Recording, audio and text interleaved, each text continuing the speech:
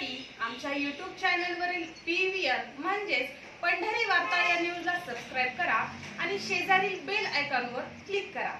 तरी असलेलं करकम गाव आहे ते पंढरपूर तालुक्यात 15,000 मतदानाचं त्याला त्या ठिकाणी नगर परिषद करायला मागच्या आमदारांनी विरोध केल्यामुळं ते झालं नाही। तर ते जर नगर परिषद झालं तर त्या ठिकाणी त्या नगर परिषदेला 100 कोटी रुपये 200 कोटी निधी आला तर त्या गावाचं होईल।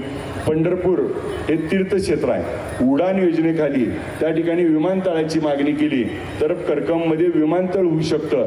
जसं शिर्डीला विमानतळ झालंय, बालाजीला विमानतळ झालंय, तसं त्या ठिकाणी विमानतळ करू शकतो। आज त्या ठिकाणी मेंढापूर गाव आहे, मेंढापूर, आडीव, बाबळगाव, पकालपूर, गुरसाळे या गावात 2000 एकर जमीन त्या ठिकाणी MIDCला द्यायला 2 वर्ष झाला आम्ही पाठपुरावा करतोय।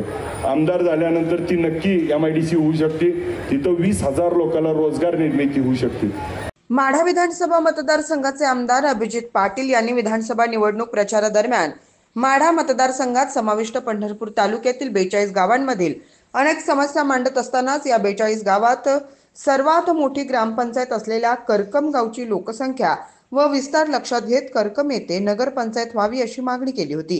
मागील अनेक वर्षाची लोकभावना अभिजित पाटील यांनी प्राधान्यक्रमाने पुढे आणली असल्यानं याबाबत समाधान व्यक्त होत आहे।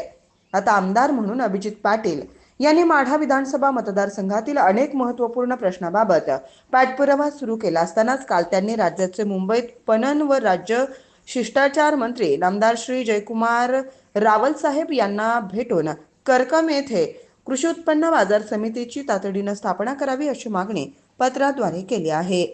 करकम परिसरातील शेतकरी मोठ्या प्रमाणात द्राक्ष व इतर शेतमालाचे उत्पादन घेतात, मात्र बाजारपेठा दूर असल्याने वाहतुकीचा अतिरिक्त खर्च शेतकऱ्यांना सहन करावा लागत आहे।